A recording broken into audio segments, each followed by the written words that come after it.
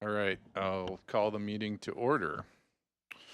The Moorhead Public Service Commission welcomes and encourages customer input on issues listed on the agenda or of general water electric utility interest, time and commission permitting. Speakers are limited to 3-minute presentations. Customers wishing to address the commission regarding a specific agenda item will be afforded an opportunity during the discussion of that item. Customers wishing to speak on matters not listed on the agenda will be given the opportunity to do so under the heading Customers to be Heard Recognitions. Each person requesting the opportunity to speak is asked to fill out a request to speak form located on the table in the back of the room and present it to the administrative assistants in attendance at the meeting. Any follow-up or feedback will be done by email on anything that cannot be resolved this evening. Reminder, commissioners, please make sure that you have your microphone on and the red light displays when you are speaking during the meeting. With that, I'll move to agenda item number 2, approval of the agenda. Do I have a motion? Second. Motion from Lysas, second from Borgen. All in favor? Aye. Opposed? Motion passes. Agenda item number 3, approval of the consent agenda. Looking for a motion? Move approval. Motion from Lindas. Second. Second from, I guess we'll give it to Ness. Okay. All in favor? Aye. Aye. Aye. Opposed? Motion passes. Agenda item number 6, Mr. Schmidt, do we have any customers to be heard or recognitions?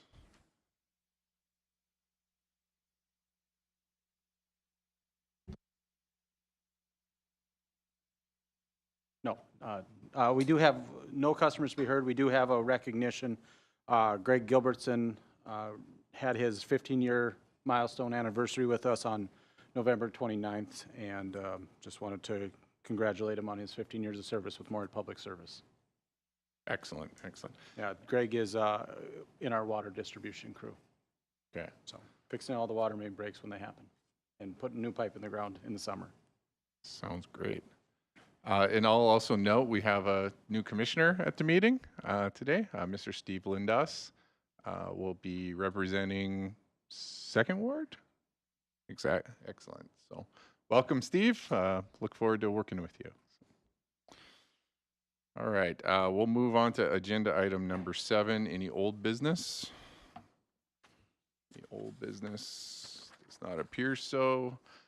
So we'll move into item number 8, reports. City Council report. Ms. Borgen.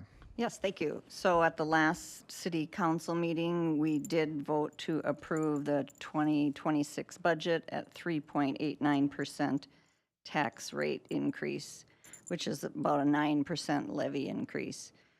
A month or 6 weeks before that, the council had voted up to 5.8% increase. That was a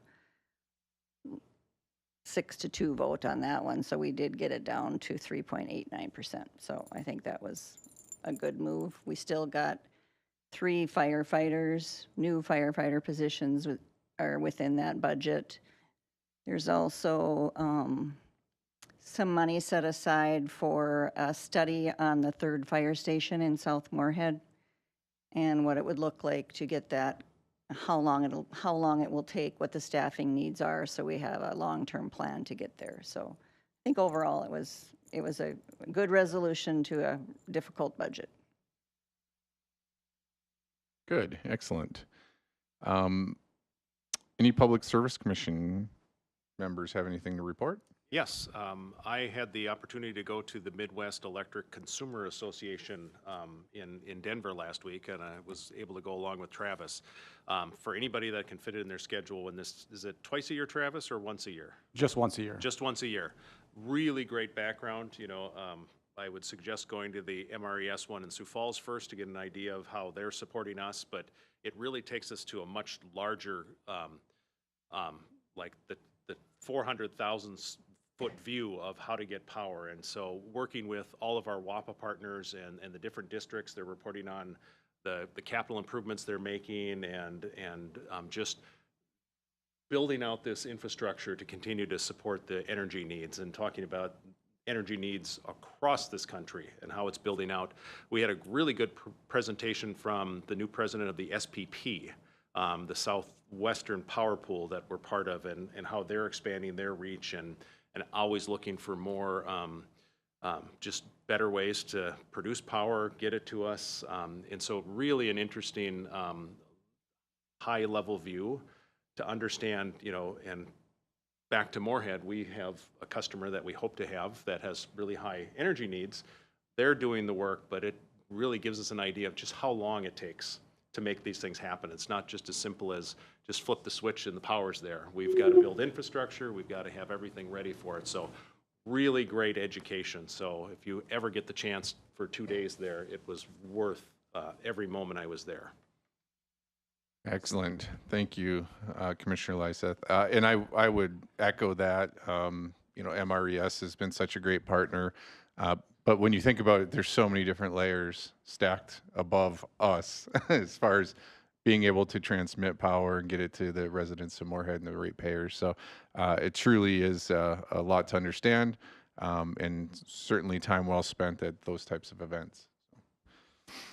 All right, any other public service commissioners have anything else to share? If not, we'll move into item 8C, General Manager's Report. Yeah, so I've got 5 items within the general manager's report. We have an update. Mark, you want to talk about the AWIA Act compliance? I'll have Mark Pritchard come up, talk about the AWIA, or American Water Infrastructure Act compliance. Go ahead and do that, and then I'll wrap up after that. Yeah, sounds good. Thank you, Travis. Mark Pritchard, Water Plant Manager. As Travis had mentioned, we just recently completed our recertification for this 5-year interval for what's called the American Water Infrastructure Act, originally stated back all the way in 2001 after the events of 9/11. There was a bioterrorism act that mandated that drinking water utilities and other critical infrastructure compounds make sure that they do a vulnerability assessment. So back in the early 2000s, there was a couple years to mandate the compliance, and then it was a one-time thing that we just monitored, and essentially there was no action items with. It was a one-stop check for an assessment of vulnerability. When the American Water Infrastructure Act came into play in 2018, it asked that on a 5-year rotating interval that utilities take that existing vulnerability assessment and reapply the same criteria plus additional things for things like adverse weather events. So for us, we added blizzards and tornadoes and things like that. And we rolled that into what's called a risk and resiliency assessment report. And as of today's meeting, we did successfully complete that recertification. And now the next piece is the I'm drawing a blank on the next report that we have to do, but it's in 6 months' time. It's basically an emergency response plan to make sure that based off of the vulnerabilities that we identified, that we're making action items to make sure that the risk is minimized, if not outright removed from our system. So it's a good project for us to do on an ongoing basis. It's something that we review much more frequently than every 5 years. So for us, this is a really easy update, but it's a lot of paperwork in the backside. So happy to make sure that we get that stuff done. Thanks, Mark. Any questions for Mark before he steps away? I'll just ask, so is this certification at the state level, or is this, I know it's a federal law, but are the states administrating compliance? They basically make sure that we are filing the paperwork by our due dates. Ours was a little bit ambiguous because we crossed a population threshold between the first certification round 5 years ago and now. So we opted to be on the more aggressive time frame to make sure that if there was any EPA audits that took place, that we were, if anything, ahead of the curve. So we made sure to make those time frames fall in our favor. So yeah, just making sure that we're taking that stuff on as we need to and not missing anything. Yeah, excellent. Important stuff for sure. So, Travis? All right, so we've got the last 4 items or 5 items on there. We did get a thank you note from the Red River Valley or Red River Water Festival for helping them with their festival that they have for the grade school age kids in September. We also, employees of MPS donated about 355 pounds of food to the Dorothy Day Food Pantry. That occurred in November. And then we also did the XL Energy Holiday Lights Parade and had a float in that as well too, where we gave out footballs and candy. It was a lot colder this year than last year, so we, excuse me, people were kind of heading home before we got through the float, or through the parade. And then in your item as well, too, we did do bell ringing for the Salvation Army through the 12th. What we had at the time of putting the packet together has changed a little bit. We did have 20 hours of employees participating in that, and we raised about $1,100 for the Salvation Army with staff at those bell ringing locations. Also, to add on to that, last night I did start the process with doing orientation for Commissioner Lindos, so we're working through that.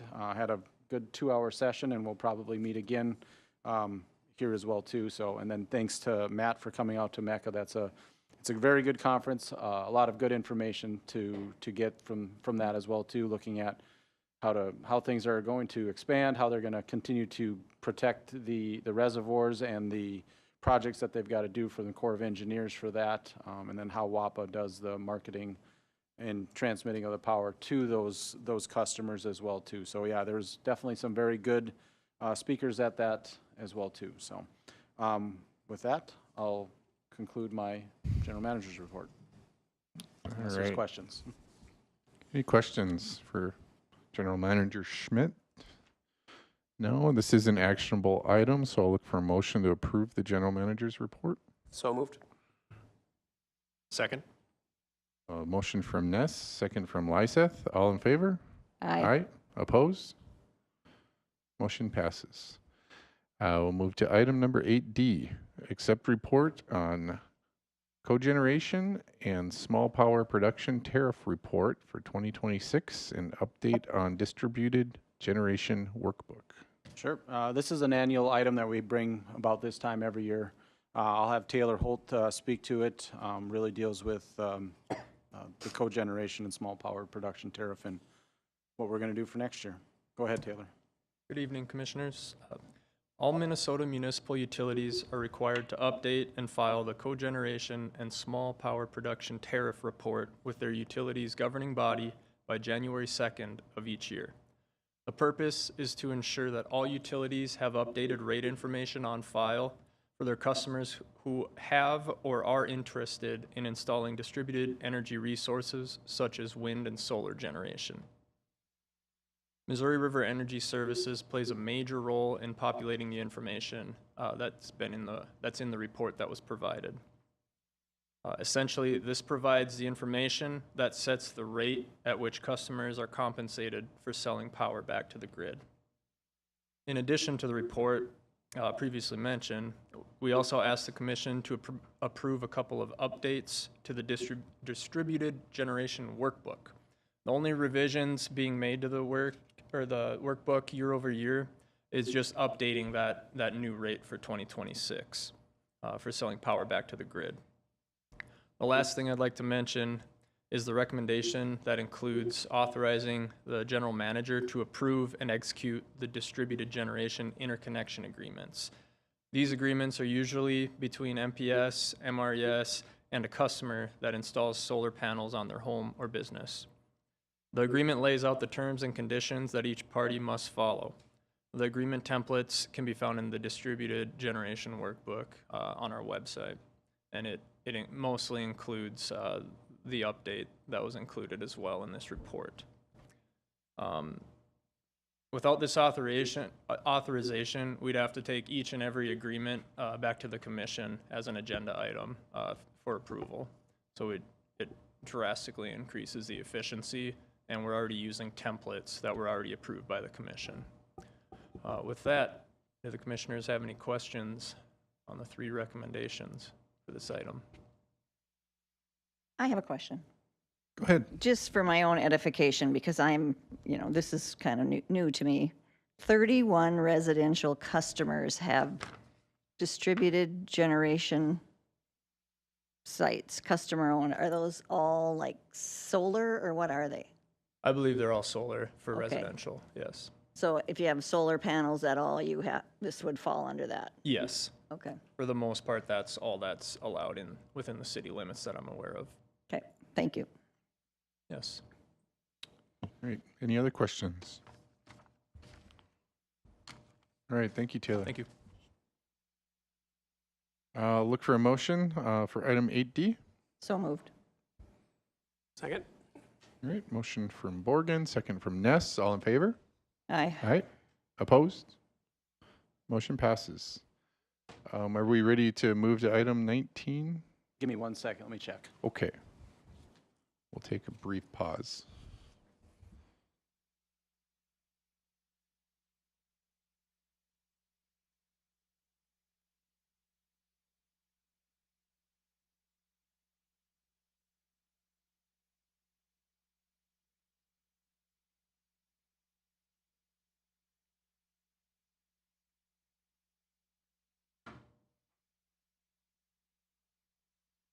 Okay, we're going to move to item number 19 on the agenda, since we have our presenter on the line. And I'll turn it over to Travis to introduce. All right, Amy, Carrie, are you online? Yeah, you have Amy here. Hi, Amy, how are you? I'm great. Hi, everybody. All right, so as we do on an annual basis, tonight we're asking for the commission to approve our 2026 strategic direction matrix and review the section 1.4 of the mission statement of the MPS personnel policy manual. So again, on an annual basis, or on a 3-year basis, we have a 3-year strategic plan, and then every year we have a matrix that we have the commission approve. Back in late October of this year, staff and commission sat down over different sessions, and we kind of talked through what occurred in 25, what we're going to complete in 25, and what we want to accomplish in 2026. And that is provided for you within the attachments that are included in the agenda item as well too. Tonight we've got Amy Collins from Missouri River Energy Services online. She's going to walk through the discussion, give a quick update, and then we'll request you guys approve everything else. Overall, we didn't make any changes to the mission statement this year, but per the bylaws or a policy, the commission has to review the mission statement annually, and so we keep it as part of this because it is incorporated into the matrix as well too. So from that, I'll let Amy go ahead and talk away. Well, hi, everybody. Thank you for letting me summarize the strategic plan that we completed late October. In this 3-day multi-session event, we were able to work with the management team and various staff teams to discover what has been happening and what we could do next to both keep the great work going and to have some additional initiatives added. So on day 1, the management team met to do a retrospective. This group added what they felt like should be done in addition to what's been accomplished in the last year. After the management team had a chance to brainstorm, where we've been and what we've recently added, then all employees over the next several sessions were invited into different sessions to give feedback. So they were able to go around the wall and see what the leadership teams had said, and they were able to provide feedback and add things to it or, even disagree if they needed to.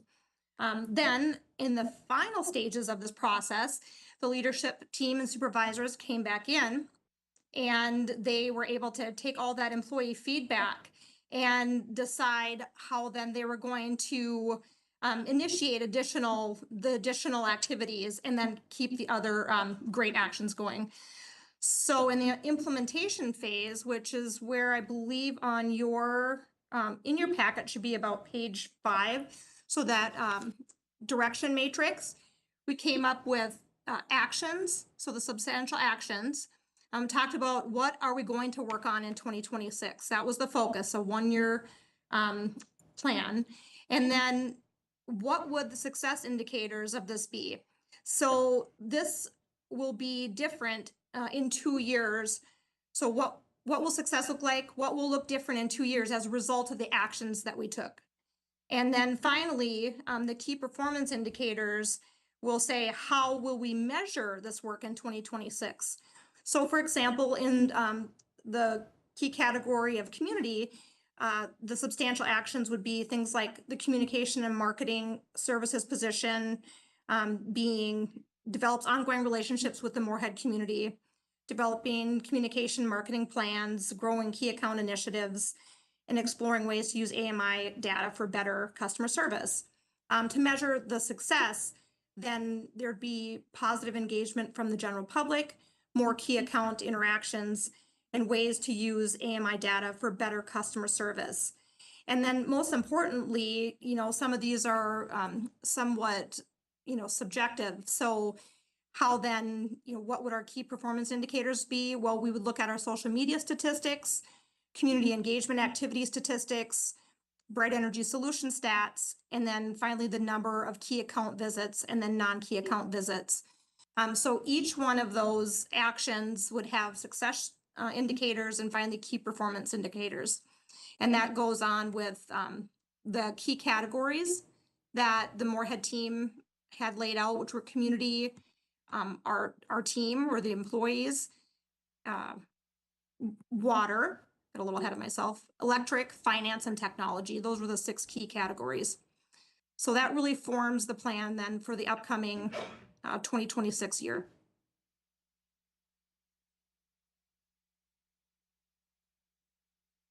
Thanks, Amy. I think overall, very good discussions, looking out into the future, taking small pieces of what we need to do within each of those 6 categories or strategic directions, and being able to complete tasks that prepare us for either a larger project or being able to accomplish that project within a 1-year period as well too. So I think we've got a good plan for 2026. These will now become work action items for the staff to complete. And as you know, on a quarterly basis, we bring these back to the commission, including the dashboards and updates on what's been done, and what we're working on, and when things get accomplished. Some of the items in here, they might get accomplished really quickly. Some things will take the full year to get accomplished just due to either the size of the project, or it might be just something that, key accounts like Amy was talking about, it might take the full year till we connect with all those customers and things like that. So with that, I'll open it up. If any of the commissioners have any questions, Steve, I know you weren't involved with this, but yeah, if you got questions, please ask them to Amy or myself. Great. Any questions? Okay.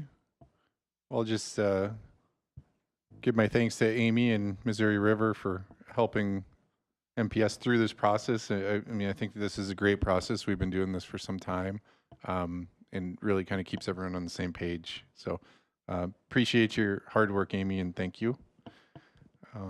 With that, I'll look for a motion to approve. So moved. Second. Got a motion from Lyseth, the second from Ness. All in favor? Aye. Opposed? Motion passes. And we'll move back to agenda number 9, public information meeting on part 1 of the Wellhead Protection Plan. Sure. I'll have Mark Pritchard come back up here. Again, we're working on our process. Several months ago, we sent out letters to all the government agencies in the area that we've worked with in the past. This is, again, a continuing process, but we have to do an update every 10 years, roughly. And so I'll let Mark speak to that, and we can ask some questions after. Go ahead, Mark. Sounds good. Thank you, Travis. Mark Pritchard, Water Plant Manager. As Travis had mentioned, this is a once every roughly 10-year process by which we update information that is used to implement into what's called a wellhead protection plan.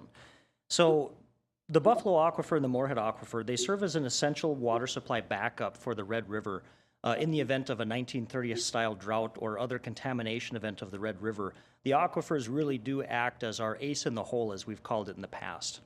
It provides a tremendous amount of operational flexibility and resiliency, such that if we do have any issues of any kind with the Red River in any volume, status, or quantity or quality, we're still able to take care of the customers and make sure that we're pumping safe and adequate amounts of drinking water out to the system.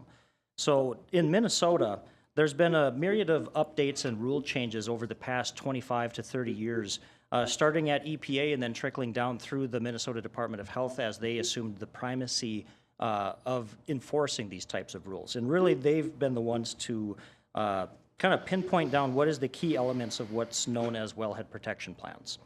So the wellhead protection plan is governed by the state wellhead protection rule through Minnesota Statute 4720. According to Mark, that wellhead Can I protection rule, pause? Do Yeah. you need the PowerPoint up? not yet. Okay. I have a clicker for that in a Okay. second. Yep, thank you. So as part of the wellhead protection rule, municipalities have to define, inventory, and manage what's called an inner wellhead management zone, which is basically the points closest to an individual well field or a well pump house itself. And the goal is to essentially establish a capture zone regulated through what's called a formal wellhead protection plan. It's the identification of those contaminant risks, how likely are they to get to your well field, and then what do you do about it if something shows up? That's really the crux of what these items do. And the way Minnesota has kind of separated the two parts of the plan is the first part, known as Part 1 or Phase 1, that is more the identification of what is the vulnerabilities, if any, for a wellhead or a wellhead field. And then they basically put up boundaries and put up limits of severity as far as if a contaminant were to get into the area, how quickly do you need to respond to it? Phase 2 is where we really take what we learned in Phase 1 and then apply management strategies, not only through the utility, but with area partners as well. So one thing that's a big key to wellhead protection is that we work with a very large amount of local government agencies. So Clay County is a huge partner, for example. River Keepers, for example, is some folks that we talk to on a regular basis. The Buffalo Red River Watershed Conservancy District. There's a myriad of folks out there that we partner with, not only from a public outreach perspective, but when it comes down to the nitty-gritty of protecting the parcels themselves, we have a lot of interagency cooperation that goes on. And that's really the key to make something like this successful. One thing that I'm happy to note on that same thought process too is with the documented success over the years of Moorhead Public Services Wellhead Protection Plan in particular, other states and other utilities have called us and wanted to model their systems based off of ours because they see how effective it is in making sure that those water volumes are there when we need it in quality such that it is able to be used. That's really the key behind all this stuff. So the Minnesota Statute 4720, it does require public engagement and information meetings as we go through this process. So what we've done thus far is we've delineated out those vulnerabilities for our 3 well fields that we have for the Buffalo Aquifer and the Moorhead Aquifer. And after we compile the information, update what need be updated, we have what's called a public information meeting, which is what we're here for tonight. So the idea behind having this meeting is to make sure that the public is aware that we've made updates, and then we have the opportunity to provide some feedback that, if necessary, we can roll into the updates for Phase 2 when we get into the implementation strategies. So with that being said, if I click here, here we go. We can kind of dive into our presentation that we put together. I have about 10 slides or so. So federal and state rule implementations that have gotten us from starting point to where we are now. It all started back with the 1986 amendments to the Federal Safe Drinking Water Act. In the late 80s and early 90s, good? Okay, thank you. So in the late 80s and early 90s, they realized that out of all things, they were having funding issues. The federal Congress had implemented funds for the creation of wellhead protections, but they weren't allowing anybody to spend those dollars. So it took from 1986 to about 1997 for states to actually adopt rules such as Chapter 4720 for wellhead protection specific items. So after we got through that 97 rule update, there was also some follow-up from the previous year, 96, that basically allowed for action items and inventory of contaminants to take place. That's where the first 83 contaminants on record actually got their limits of action put into place. And that really was what the entire state of Minnesota was using until 2024, when the Wellhead Protection Act in Minnesota was amended to simplify things, consolidate action items, and really remove a couple redundancies. So that we don't have to have drafts going back and forth between the utility and the approvers at the state health department, and it's really a one-time send and a one-time approval instead of multiple back and forths, which is an efficiency that we had. The overall goal of the Wellhead Protection Plan in Minnesota is really at its core to prevent human-caused contaminants from getting into water supply. So for Moorhead Public Services' unique application, it's to make sure that, in particular, the Buffalo Aquifer is free of contaminants, if at all possible. If there's something that we can do to make sure that it's protected, we want to make sure that it's in the plan and having action items behind it to protect that source. Again, it's the linchpin of our operational strategy going back to the mid-'80s and early '90s, and we want to make sure that's there going into the future as much as it is today. We want to make sure that we protect all who use the water supply from adverse health effects associated with groundwater contamination. Moorhead Public Service is not the only individual or agency that draws water from the Buffalo Aquifer. There's a lot of residential use and other applications in the ag world. We want to make sure that it's there for our use and their use as well. And it's really at its core strategically protecting the area's primary groundwater supplies by parcel boundary. And that's something that we have an update that we just received yesterday afternoon. And it's different from what we sent out to the local governmental units as far as maps go. And we'll get into that here in a second. So the amendment steps that we've gone through so far to get to an approved Part 1 plan, basically it means that we updated modeling software. So we use a component called ModFlow that basically makes a computer grid of any area that an aquifer is housed in. Our particular model, it used about 280 grid squares in an X, Y, and Z axis to make sure that we modeled things like soil type, transmissivity rates, and other aspects of the groundwater and its soil that actually holds it, to make sure that we have updated models and we know how it performs when there's precipitation events that recharge it, if a pump turns on and it changes where that water flows to. So it's a multi-year process that we've gone through already to get to where we are now. We also applied our revised pumping rates and the conjunctive delineation for the Buffalo Aquifer, and we did have one change in the South Buffalo well field that we'll have a map for in just a moment.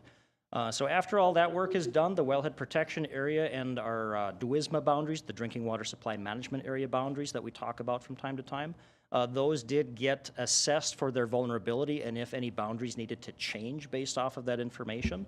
And then we basically put together that information in a draft. We send it to the Department of Health. They either approve or recommend revisions, and then they approve it if they think everything is looking good. And we recently, as far as mid-November, received that Phase 1 or Part 1 approval, and now we're at the public information meeting before we dive into Phase 2. So that's kind of how we got to where we are right now.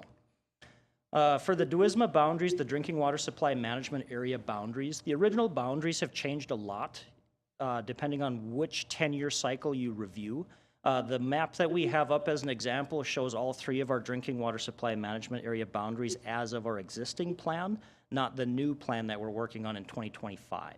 So we, as the graphic shows, we have on the left side in blue, we have what's called the Moorhead Aquifer drinking water supply management area boundary. And then on the right side with the two red kind of rectangular shapes there, we have the North Buffalo Aquifer well field and the South Buffalo Aquifer well field. That is kind of where we'll dive into next as far as where were we in the past, and with our Part 1 update, where are we now? So as we can see here for this boundary, the wellhead protection area and the drinking water supply management area boundary for the Moorhead Aquifer hasn't changed a whole lot since 2003, 2002.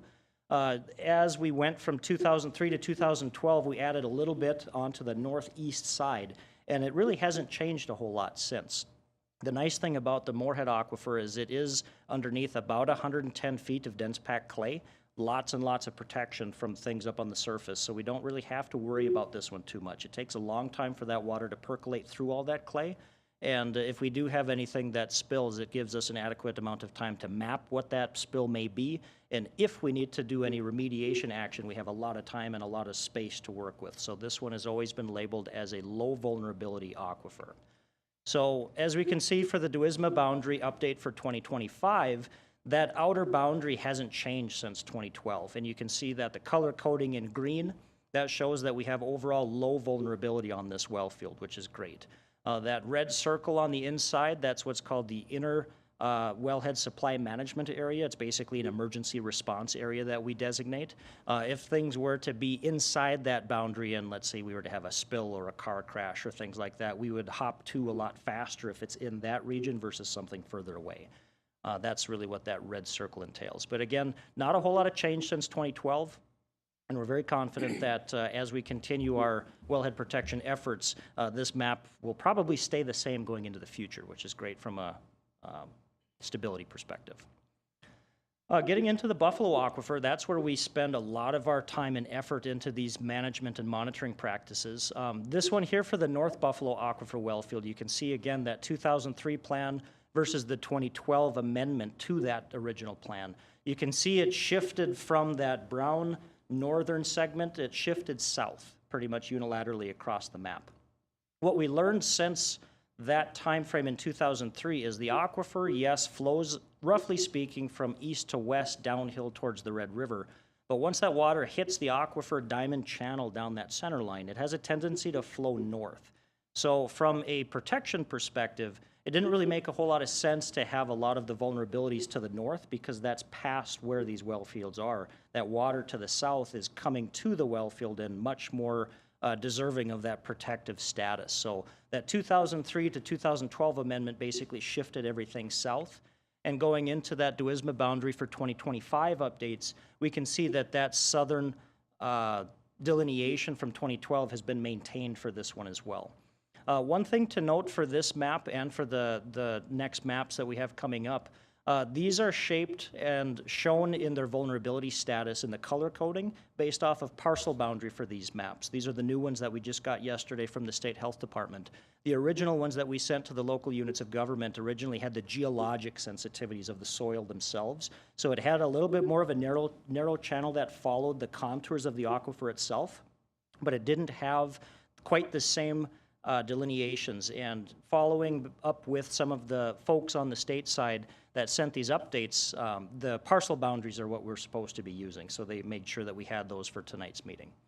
So that is where we went from that, again, center line channel with a little bit more green on the edges. This one is showing parcel boundaries to make sure that we don't have an individual parcel, for example, that wants to try to do something that 50 feet over might work, but 50 feet the wrong way might cause us a significant issue. This helps simplify that so we know that in that general area there's overall increased vulnerability, if there is some. So moving on to the South Buffalo well field, this one had the most significant changes from 2003 to 2012, and then from 2012 to today. You can see again that original boundary in 2003 was further to the north, as we learned that that aquifer flow went from south to north along the center line channel. Again, that shifted south. So moving forward into 2025, one of the things that you'll notice immediately is on the eastern edge, there is no contour that lines up with the Buffalo River on the east side of this boundary. So part of what was really helpful with the Clay County Geologic Atlas that the DNR put together a few years ago is we learned a lot more about the soil contours immediately around these aquifer Duisma boundaries. One of the things that we learned is there's a lot less transmissivity than we thought in the past from the river to the aquifer. It's still connected, but it doesn't have nearly as much vulnerability for things to basically sieve through than we thought. The Buffalo Aquifer recharges primarily through surface contact with water coming to the soil and then percolating vertically downward. It doesn't mean that the Buffalo River doesn't recharge, but it's a lot less than what we thought. So after much discussion, we decided that it was best to remove about 17% of that eastern side. So that lines up a little bit more with what that Clay County Geologic Atlas taught us, and we want to make sure that we apply that moving forward. So that was probably the biggest change out of our updates to these maps. It doesn't really change anything from a drinking water protection perspective because you can see that red circle over immediately next to the well fields themselves, that didn't change. That inner wellhead management area didn't change. And also the 20-year time of capture boundary, that blue line, that also stayed the same relative to 2012. So we're very confident that that information is still current, considering that there really hasn't been a whole lot of changes to the parcels out there since our last update. So we wanted to make sure that stayed nice and consistent. One of the more curious quips about the 20-year time of capture boundary in blue there versus what we have learned about the aquifer is that 20-year time of capture phrase is more of a mod flow standard. What we've learned through very concerted effort about the Buffalo Aquifer is that centerline diamond-shaped axis can travel with water about 300 lineal feet a day when it's flowing at relatively normal recharge rates. So that 20-year time of capture, it's more of a standard. For us, we know it moves much quicker than that in this aquifer. So again, that's where these aquifer maps showing orange saying high vulnerability is really crucial to make sure that it's well described, because just because that 20-year boundary is stopping at a given parcel doesn't mean that something right next to it can't affect you extremely quickly. So that's a really big piece to make sure that we understand well. But overall, really the main change to our 2025 DUISMA boundaries was that eastern edge of the South Buffalo well field. Everything else remained relatively similar. So next steps moving into part 2, now that we have part 1 basically approved at the state, is we're going to have a scoping meeting. It's called for phase 2. It's basically take what we learned in phase 1 and how do we apply meaningful actions on the back side of these things to make sure that we're taking care of this on a month-by-month, year-by-year basis with meaningful action items. So that's going to be the next thing that we have, is that scoping meeting. That's actually going to be this coming Thursday, the 18th, at the water treatment plant. And then after we have that scoping meeting to identify those action items, that's when we'll start putting together notifications to the wider appointee list that we asked for participants for a few months back. And then we'll start putting together about a once monthly meeting for 6 months once we get into the groove. And we'll take the previous 2012 phase 2 action items, update them, have them go through this appointee group for consideration and recommendations, and then we'll finalize that draft and send it to the state for approval. Overall, we're looking at having that stuff done by April the 18th of 2027. I think we'll be able to get that done much sooner than 2027. I'm hopeful by probably third quarter 26, if all goes according to plan, we should be done with phase 2. So with that, I'd be happy to answer any questions or comments that the board may have. I have one question, and I know the territory along like Highway 10 corridor is pretty small, but do you have agreements with anybody in the county, or how do you get notifications if there's some kind of contamination potential, whether it's some kind of fuel release or just something that we'd find out? I'm sure you get notifications for that. We do, yes. It depends on what type of spill it is. Believe it or not, some of the quickest responses that we get is from the Regional Dispatch Center in Fargo. They cover Moorhead and Fargo in the metro proper for first response organizational work. And we get phone calls pretty much immediately after, like a diesel spill, for example. We had one here just a few months ago that was upstream of our intake along the Red River. One of the first phone calls our operators received was from Regional Dispatch, and they said, hey, FYI, we had an unknown amount of diesel fuel spill. Take action accordingly to make sure that it doesn't get into your plant. So for us, again, the linchpin of our strategy, that Buffalo Aquifer, we basically shut the river off, converted our flow to be all Buffalo Aquifer water, and we reconfigured the treatment aspects to make sure that we effectively disinfected that water relative to what we need to do for surface water. So if it's local, Regional Dispatch is great. Our partners at the City of Fargo Water Treatment Plant are excellent to work with. We try to keep each other informed back and forth as quickly as possible. If it's a big time spill, a lot of times MPCA gets notified through the duty officer notifications for the state of Minnesota, and they have, for example, my cell phone number as an emergency contact, so it'll come really quickly. Thank you, Mark. Very informative. I appreciate it. Yes, go ahead. To follow up on Commissioner Ness's comments, so incident response is very useful, and this is kind of a two-part question. First is the Buffalo River Aquifer and the Moorhead Aquifer are backup supplies for Moorhead drinking water. It's not just citizens in Moorhead that benefit, though, right? Correct. We also have the City of Dilworth as a regional customer. We've been providing pretty much all of their water service needs since about 2000, 2001, and we do continue to do those services. So what benefits our customers in Moorhead, the ratepayers and customers of the City of Dilworth also benefit directly from this. So that's actually one of the questions we have for when we dive into phase 2 is, should this really be called a multi-agency wellhead protection plan or a multi-municipality wellhead protection plan? It means that we might have to do a few extra things, but considering it does cover 2 cities, I think it would be worthwhile to include. Just segued into my second question.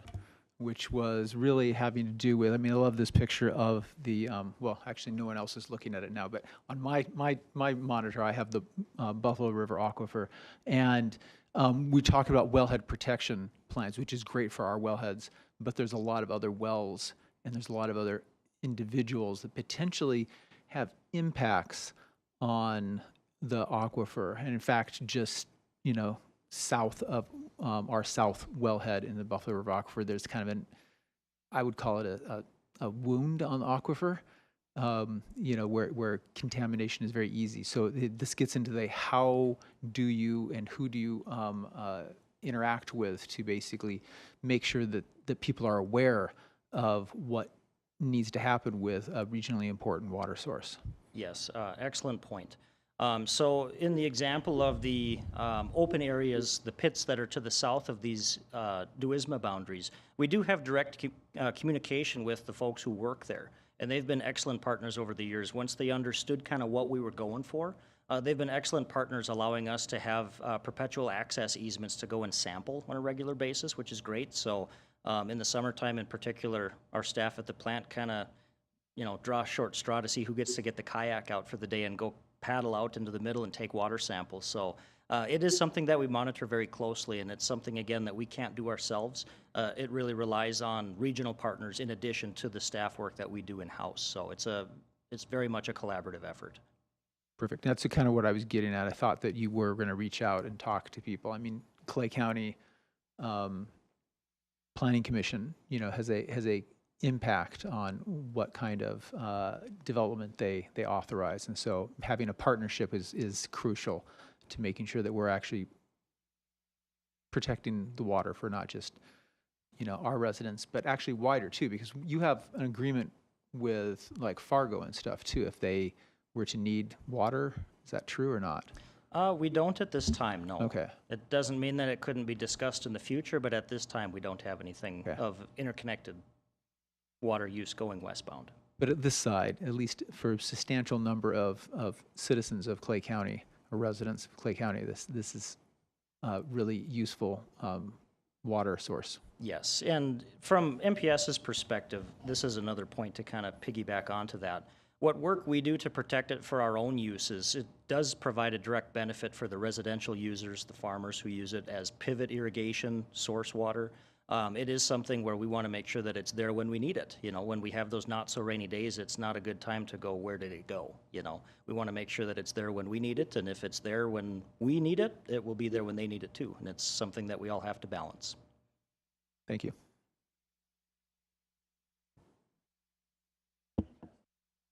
Mark, great job. I want to say thanks to Mark and the team for all their work they put into this. This is not an easy lift, so it does take a lot of time and effort to get everything put together and then work those meetings as well too. So thanks again, Mark, and your staff as well. Thank you. Sure. Thank you, Mark. So is there anything to approve here, Mr. Schmidt, or is this just a information?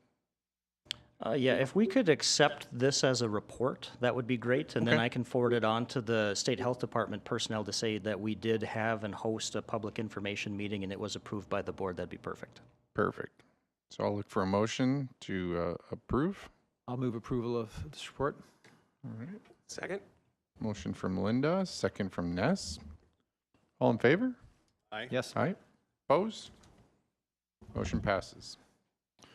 Move to agenda item number 11, approve agreement with West Central Minnesota Communities Action for Conservation Improvement Program. Sure, I'll have Taylor come up. This, as most of you might not be aware, this is typically the meeting when we do all of the approvals and things like that we have to for the next year. So I'm going to have Taylor talk about the West Central Community Actions Conservation Improvement Program and what we've accomplished this year and what's going on for next year. Go ahead, Taylor. Good evening again. Just another annual item that we have approved, like Travis mentioned. The state of Minnesota, through the Minnesota Department of Commerce, requires electric utilities to have a Conservation Improvement Plan, or SIP for short. These SIPs help Minnesota households and businesses use electricity and natural gas more efficiently, conserving energy, reducing carbon dioxide emissions, and lessening the need for new utility infrastructure. One part of MPS's SIP involves working with West Central Minnesota Community Action Incorporated to assist low-income homes with acquiring new, more energy-efficient appliances. West Central selects the homes and determines which appliances are needed.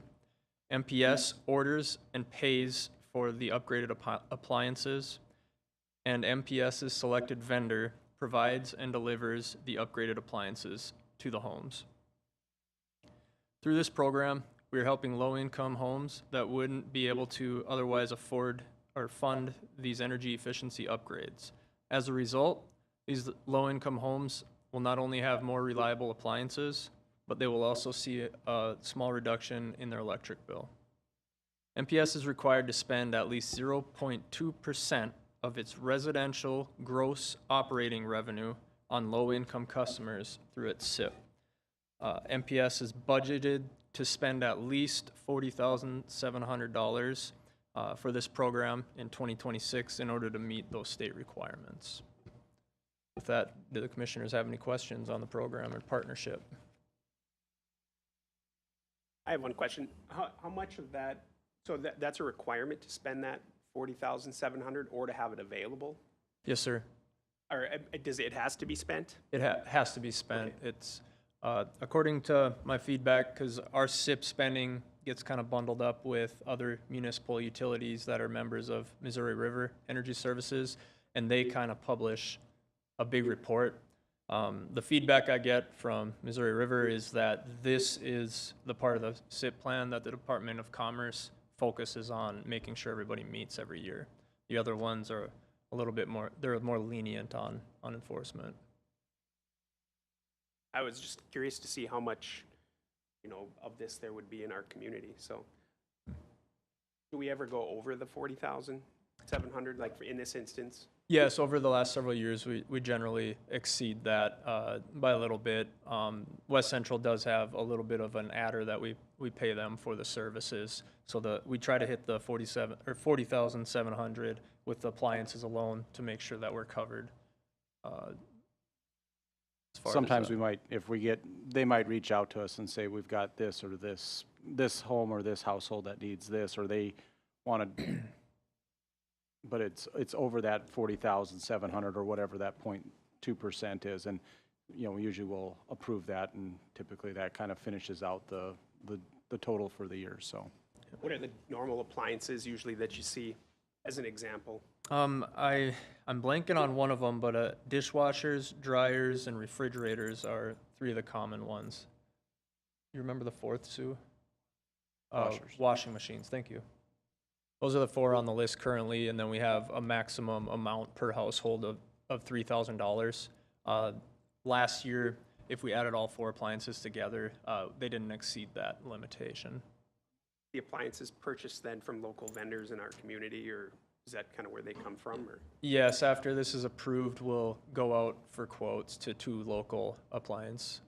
We'll make it open to more than that, but oftentimes we just receive quotes from 2 of them, and we'll agree to a partnership through the year. Thank you. I appreciate the report, and I appreciate the answer to the questions. It helps me understand it a little bit deeper. Absolutely. Thank you. Go ahead, Commissioner Lindas. Thank you. This sounds a great program. How do customers find out about it? It's through a partnership with West Central. They are in close contact. They have those relationships with low-income customers that meet the targeted thresholds, which are set by the state of Minnesota.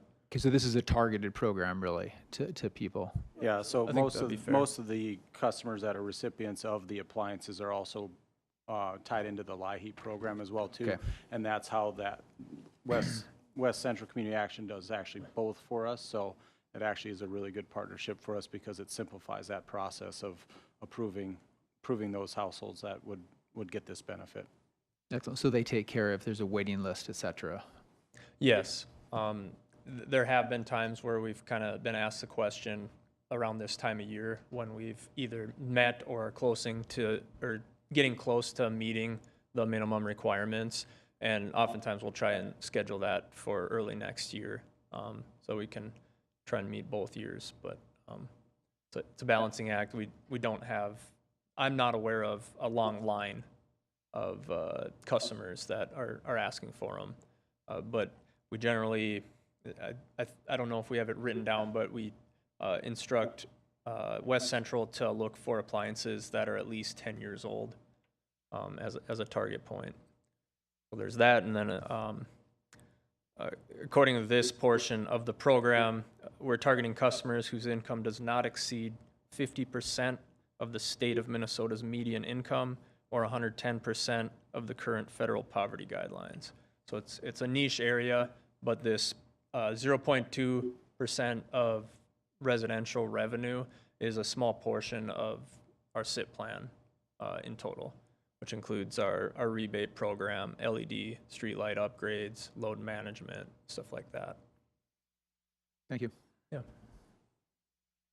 Great. Any other questions? Okay, I'll look for approval of the agreement with West Central Minnesota Communities Action. So moved. Well, second. Okay, motion from Borgen, second from Lindas. All in favor? Aye. Aye. Opposed? Motion passes. Move to agenda item number 14, approve sponsorship request from Spread Your Sunshine for the Joy Project. Yeah, so this is one that came through last year as well too, and we've had a request this year. It's a little different. Last year we sponsored a meal.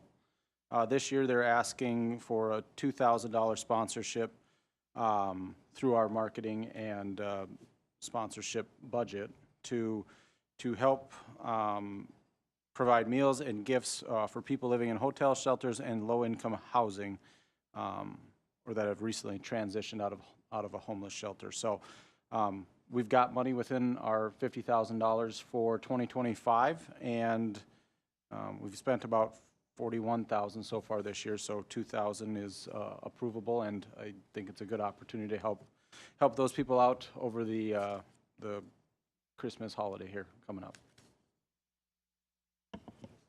Excellent. Thank you, Travis. Any questions? All right, I'll look for a motion. I'll make a motion. Okay, motion from Ness, Second? second from Lyseth. All in favor? Yep. Aye. Opposed? Motion approved. All right, we'll move down to item number 16. Approve the final 2026 budget and rates. All right, we saved the most fun thing for last year. I got Mark Moylan coming up to talk to this. Again, roughly a 4-month process for both the electric and water divisions to go through, starting off with the process of putting capital item budgets together for the year, then reviewing everything, waiting for some of that information to come in from Western Area Power Administration, or WAPA, and MRES for the electric side, and then just kind of working through all of that as well too. From there, I'm going to kind of let Mark give you the update. Go ahead, Mark. All right, thank you, Travis. Good afternoon, Commissioners. Mark Moylan, Admin and Finance Manager. All my notes, he just said almost verbatim exactly. And we didn't talk today yet. No, a 4-month process, number of meetings with management, all the different managers to go over capital plans for this upcoming year, and also looking into the future with a focus on the first 3 years, also looking out 10 years.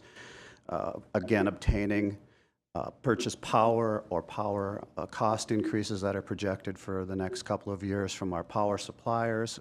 Review the chemical costs. Labor is worked into this as well. Again, we've had a number of meetings with the budget working group to go over our plans so they can see where we're at.